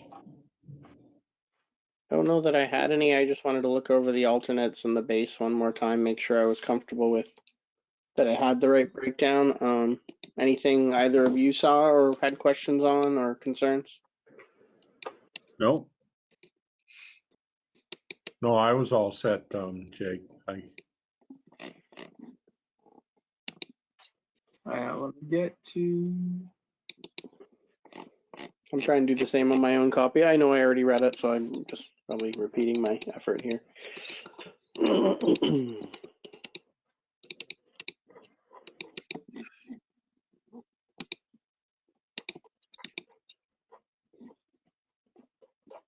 Come on. This does have bookmarks in it, I just realized. Doesn't? Mm-hmm. Oh, thank you. Mm-hmm. That would have been very helpful to realize before. We're not the only one that put them in. Right. I should expect an engineer to be doing that. Okay.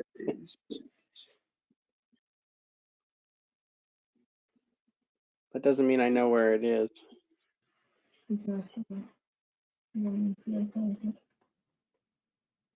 Those are just the specs and what they expect.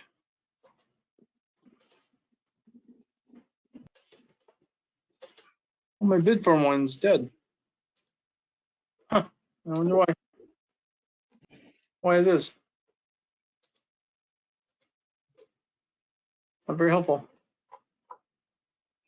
No.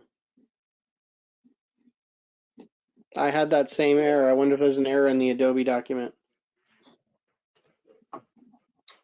It's unfortunate. Yeah. Anyway. All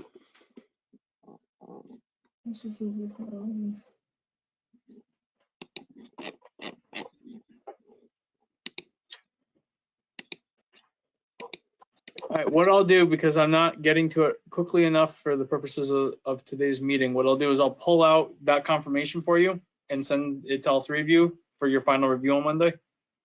Okay. Yeah, do we want to hold it one more week? I know you got ready to advertise it, but do you want to get some clarity on that 823 number and before we go ahead with this? Yep. Okay. So my hope would be that I will this Wednesday send the advertisement into the Central Register. It's a 1 week lead before it publishes. Monday would be the night to review it. The worst case scenario is that Monday you still have a concern, you don't vote to release it, and I just have to extend the dates and republish. It's not the end of the world. But I can schedule the legal ad with the recorder. I can get all of that stuff ready to go. And then Monday night, you can go over it one last time and you can even make changes Monday night. We'll put those changes in place. Tuesday, they'll upload it into the bid doc portal, and it will be ready to go for Wednesday morning. Would be the plan. Sounds good. Great. So final review will be May 18th. I am very curious what this is going to look like with the current, state of everything. Is it going to be very competitive market right now, or is it that everyone is kind of on pause and has a huge queue and is waiting to do stuff? So I'm just curious. It's going to be very interesting to me on what this looks like. I'm hopeful it's as beneficial towards the town's funding as possible, but we'll see what we get. Right. Okay. Should be interesting one, that's for sure. I will get these last pieces for you, and we'll reconvene on Monday with the revised version. Okay.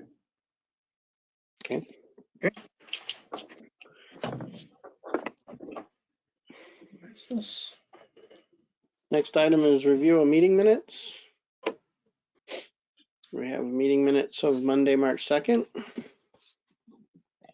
Let's get the right packet back up for you. I make a motion, we accept the meeting minutes, March 2nd, 2020, as written. Second. Any questions, concerns, discussion? None from EJ. All set. Pete? Oh, I'm all set. Okay. All those in favor? Aye. Aye. Thank you, Brian. I know these are a tough thing to get through with everything going on. I am 2 months behind on meeting minutes, and I'm trying to find every available couple hours to just sit and get these all prepared for you all. So expect more coming, and hope to never fall this far behind on meeting minutes again. Hope to never have a pandemic to do them through, and then that won't happen. Fair, fair. Or unfortunately, we'll be better prepared than we were this time. Let's hope for that. Right. Let's hope we don't have it, but if we do, we're more prepared. Right. Right. I know you sent another set, but we'll hold those till next week. Give us time to read them. And Okay. okay.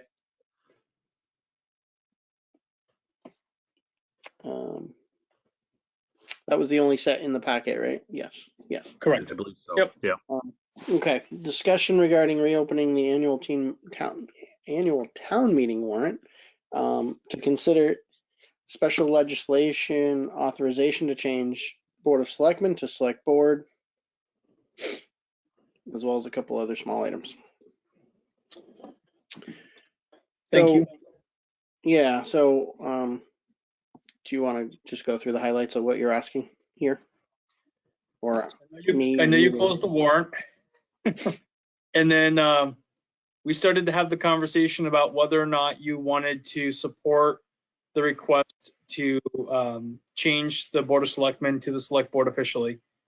And it was pretty well determined that because we don't necessarily have those first founding documents from when the town was established, that the next way to do it is to ask the legislature to file special legislation on our behalf, grant the change, and once that's done, we can go through that process through codification and make these updates. As you know, the last time we did special legislation, it's not a quick process. This doesn't sound controversial, but it's not quick, and it will take some time to get this through. And my initial thought was we'll wait till hopefully a fall special. But if we hit at a time while COVID-19 is still a problem and the legislature is busy with other issues and the session ends, it will get kicked out and we'll have to refile and go through it again. So we had not posted the warrant yet. The constables had not posted it, which means it's not quite official even though you closed it. It gives you the opportunity, if you want to vote to reopen it, that would be the first step. It would allow you to make those considerations. With that, I made 2 other small changes based on feedback from both the town clerk and council for your consideration, and I outlined those in my memo. But you obviously don't have to reopen the warrant, and if you choose that, we will have the constables post it tomorrow. So that's up to you.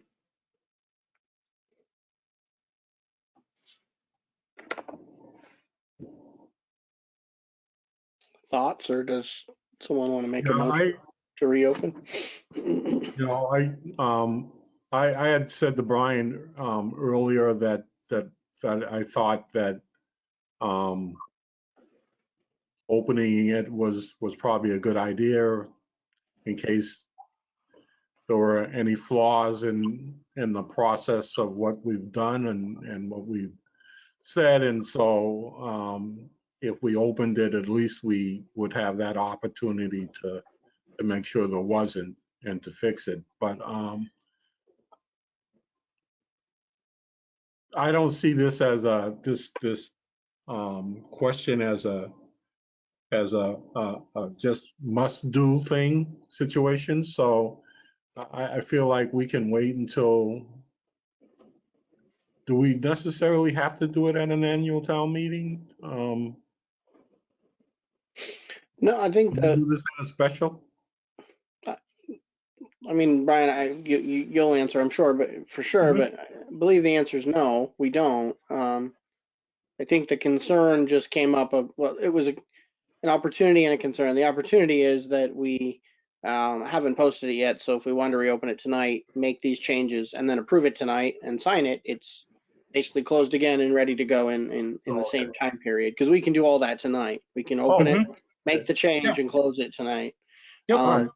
The opportunity is, or the concern or the risk is that the longer we wait to do it, the time of the legislature session continues to dwindle. And so, can we get it through, or would we have to repeat it? And the codification will have some of this stuff stated in there as Board of Selectmen. So if we choose to change it after that, we'll have to modify our codification, our documents at another cost, potentially, if it's after the fact. So it might have been opportunistic to get it done ahead of that being that project completing. So, So do we need to make a motion to do this? Yes, please. so what do we need So to- I make a motion, we reopen the annual town meeting warrant to consider special legislation, authorization to change Board of Selectmen to Select Board. A second? all in favor? Aye. Aye. You have that sample language in here. We can review.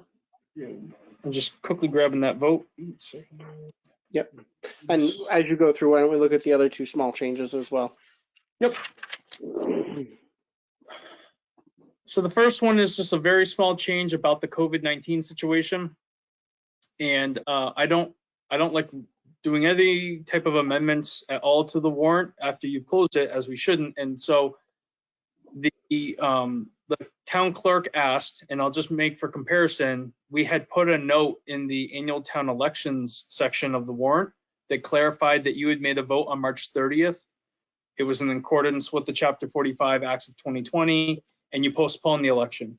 So the town clerk was wondering if I could find a space somewhere to put a similar note that you moved using MGL Chapter 39, Section 9 to move the annual town meeting warrant. So I, of course, would not change your warrant. What I was thinking about doing previously is just putting an additive on your front cover, because I make that, and you don't actually vote on that part of it, because it's not the substance of the warrant. But if you're going to reopen the warrant, I thought it's probably more appropriate to put it right here in the opening to the warrant. And so my suggestion to you, if you're willing to consider it, is just to make this note that you took this vote, and that's why the warrant, the annual town meeting date has moved.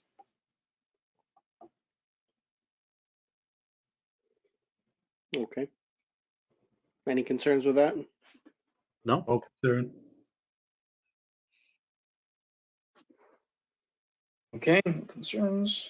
So then the only other change other than that special legislation is council clarified, and I should have caught it, so it's on me. Let me hit it. It is the article to authorize officials to set their fees. I had it earlier as an article under this heading right here of bylaws. It's technically not a bylaw. It's a local adoption of a mass general law. So it goes to a different section of that codification project that Jake was talking about. It's going to end up in our appendix of all the other statutes that we've adopted that are local options, but they're not technically bylaws. And so that's a fair distinction. And to be more accurate, if you were going to open the warrant again, I would propose to you that I move it out of bylaws and I give it its own heading that just says local adoption of MGL. And so I changed the article numbers, if you're willing to consider that. And just the language hasn't changed other than it's under this new heading. So I put this in here that it's to see if the town will vote to adopt the provisions of MGL Chapter 40. And it's the exact verbiage that you've already reviewed. So that was it. Agreed. No concern. No? Well, we keep refining everything to try to be clearer with the citizens. It was an opportunity.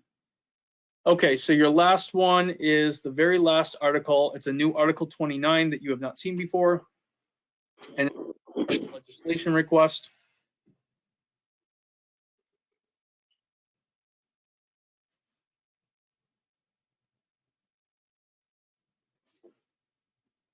It's a very simple language. The only thing I would add maybe in the article information is just a sentence about why, right? Why are we requesting this? Because I would ask why change? Just to say, you know, the at least my take is the Board of Selectmen is requesting to make this change to be more inclusive and of everyone who may and will serve, you know, on the select board in the future. Sounds good. Agreed. Or something if someone got a better wordsmith No. than that. So that was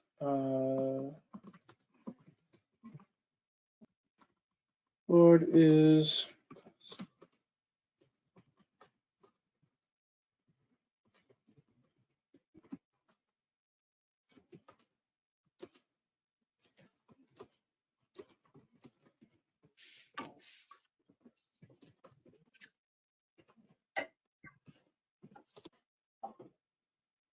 Something like that. Perfect. Looks good to me. Okay. So that was the only change. Everything else is in here.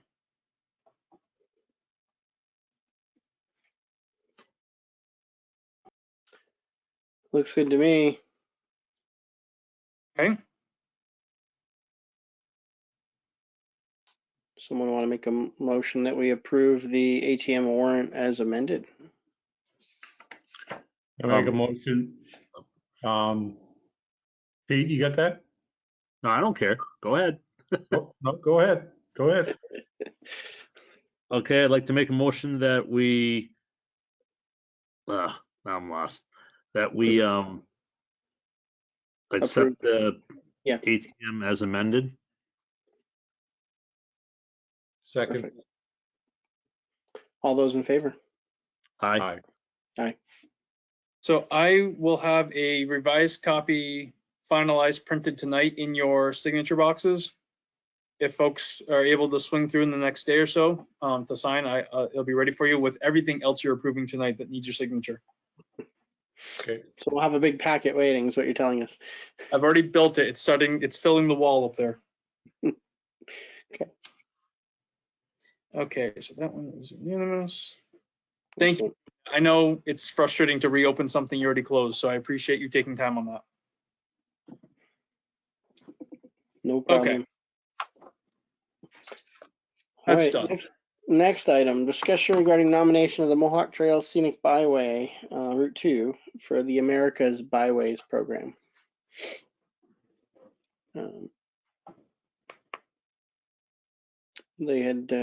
We had been reached out to regarding this proposal to submit the Mohawk Trail Scenic Byway to the National Scenic Byway, to write a letter of support of the nomination. And I think with everything we're doing and just in general with the purpose of the program, it seemed like a good fit and something that I felt we should at least consider supporting. So wanted to bring it forth. I don't know. I don't have a problem with doing it. Okay. Nope, I think it's good. Okay. What do you want to make a motion to have me? Do you want it signed? Well, I guess we should ask. Do you want it signed from the whole board or just from the chair, or any preference? I don't have a preference. I can alter this with 3 signature lines if you'd like. Yeah, I think it looks cleaner and nicer if we all sign it. Okay. Okay, I will fix. One of you want to make a motion to sign and send the letter to support the the National Scenic Byway nomination?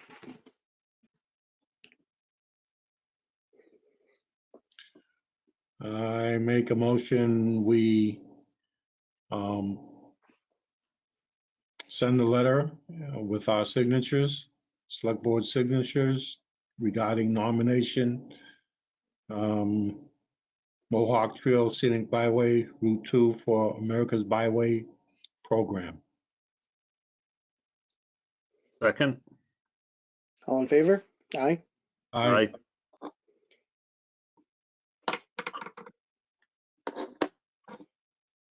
Okay, that will also be in your box.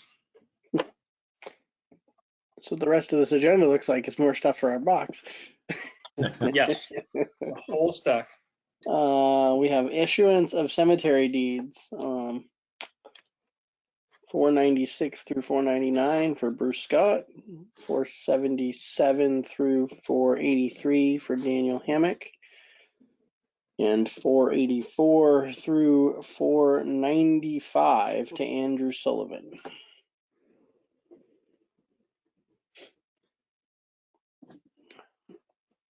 If there are no concerns, does someone want to move that we sign all the aforesaid deeds or approve them? Is it possible to do them to each of the owners? So do the grouping for,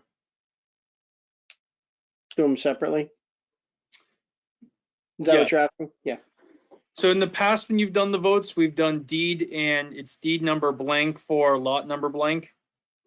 And that's how I've recorded your votes in the past so that the two things match. We don't have to do that. If you want, you could just do the deed numbers as presented to Bruce Scott, if you wouldn't mind. I make a motion, we sign the cemetery deeds 496, 497, 498, and 499 to Bruce Scott.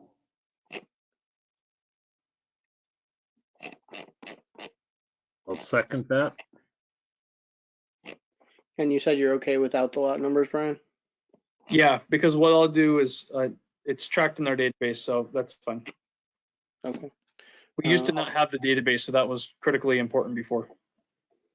All those in favor? Aye. Aye.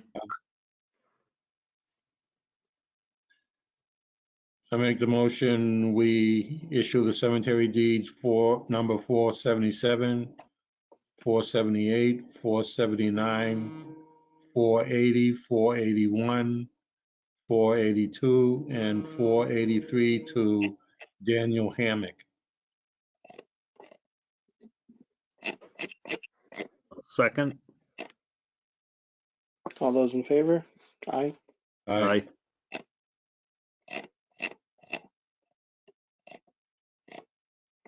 Make a motion, we issue the cemetery deeds number 484, 485, number 486, 487, 488, 489, number 490, and number 491, 492, 493, 494, and 495 to Andrew Sullivan.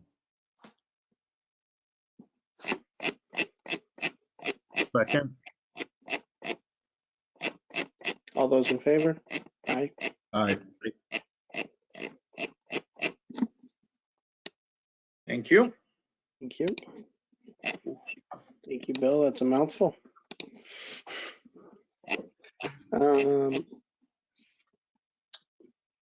Next item was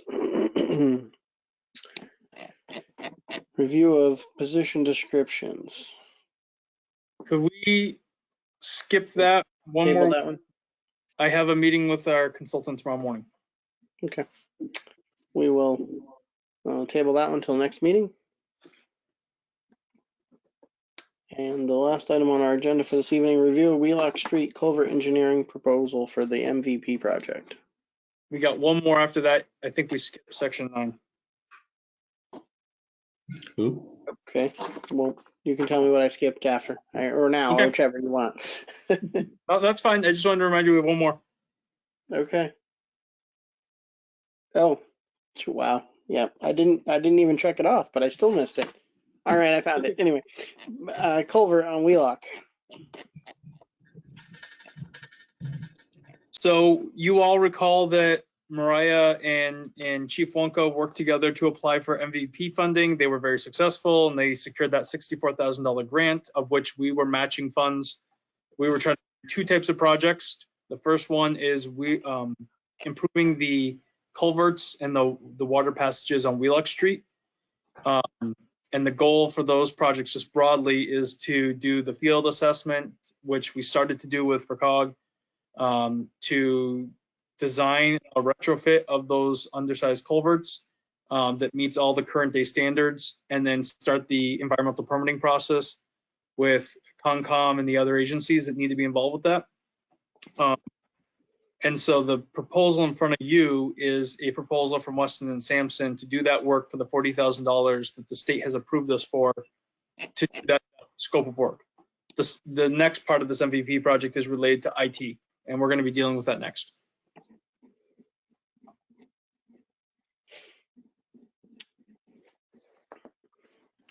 I reviewed it. I didn't have any concerns, and it continues, progress on that project, which I think is great. Right. Mhm. I have no concerns. Me as well. Would you like to make a motion to sign the agreement with Weston and Sampson for? I make a motion, we sign the agreement with Weston and Sampson for review for the Wheelock Street Culvert Engineering proposal for MVP project. In the amount of $40,000. $40,000. And do you all want to sign, or do you want a representative to sign? I think you can sign, Brian. I agree. We'll have a big enough paperwork without it. Pile. Do I have a second? I second. All those in favor? Aye. Aye. Okay, and now truthfully, last but not least on the agenda, back to item 9. Discussion of taking parcel 4-0-79 from Mount Grace Land Conservation Trust. I feel like we just keep talking about this, but it's finally Yeah, happening. I don't know I was still here on this thing I because know. we agreed to this 4 years ago. It's something happened with the deeds, something happened with ownership, the title process. So then we decided that a year ago we had to get permission to take by eminent domain, but it'd be a friendly taking. You all got authorization from the voters last year at annual town meeting, and it has taken me a full year to get the lawyers on both sides to finally agree that we're ready to take this. Mariah and I just keep asking. So finally we're here. So the paperwork that you have in front of you are the taking documents. They're not complicated.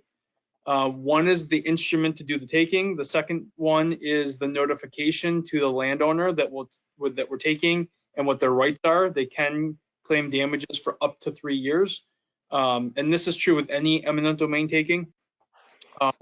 But this is a friendly taking. So the other document that will be going with this is the consent to taking that we'll be sending to Mount Grace. They've already reviewed it. They have received authorization from their executive board to have one of their principal representatives sign off on this. So it's all friendly. I did ask for the purpose to be very clear. It's for conservation and recreation purposes. So that language is in there as well. So assuming you're ready to do this process, we will get this off to Mount Grace this week, and we will get it back to the lawyer this week, and they will record in short order. And as soon as that happens, it should be officially the town's. So once that's recorded, it'll get recorded with a CR restriction on it. So that's the question. It doesn't necessarily put what people understand to be a traditional CR, which goes through the state and would require 2/3 of the legislature to undo. Okay. We are taking with conservation purposes, and the agreement that Bill was talking about, everybody agreed to 4 years ago. That document was to allow the Conservation Commission to accept land for conservation purposes under their statute, Chapter 40, Section 8C, where the board can take property for conservation and recreation purposes. So this is all very consistent. Both Mount Grace and our legal team have agreed that that's sufficient coverage. I know we have some residents in town who are very passionate about this project who would like to see one extra layer of protection with the CR on it. But both legal counsels of both parties have agreed that if we take for conservation purposes, that that's sufficient. So we can go one more step if you want to, but the two involved parties don't think it's necessary. Well, at least my take is if the lawyers feel the language is sufficient, then that's about as good as it gets. Yep.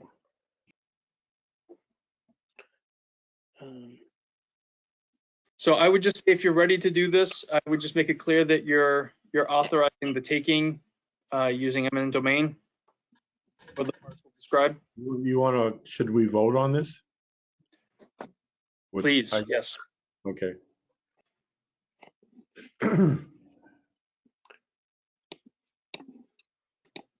I vote that, I make a motion that we